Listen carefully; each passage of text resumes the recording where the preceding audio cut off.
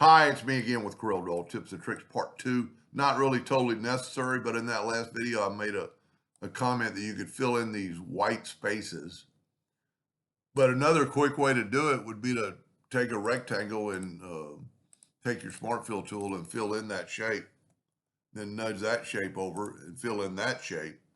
And then move it back over and go up to Object, Order, Back a Page. And those spots now are all filled in. If you had a lot of, I didn't want to do that, but if you had a lot of them, that'd be a lot quicker way of filling it in.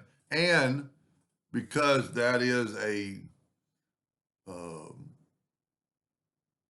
solid color back there, we could take it, get rid of the rectangle. You could take this and play with the interactive fill tool and do a lot with it too, and it would be in that background. Of course, it has to be in that all the way out, but let's put a yellow kind of in this, where this one is orange in the bottom and yellow up top.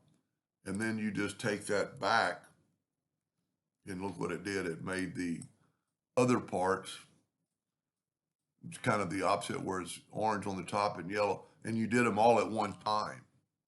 That was really what the video is, to capture a shape of it. And instead of, if you had hundreds of items to fill in, with the Smart Fill tool, just use the Smart Fill tool to make an object, and then you can do anything with you want with it. Anyway, I hope that helped a little bit. Thank you for watching.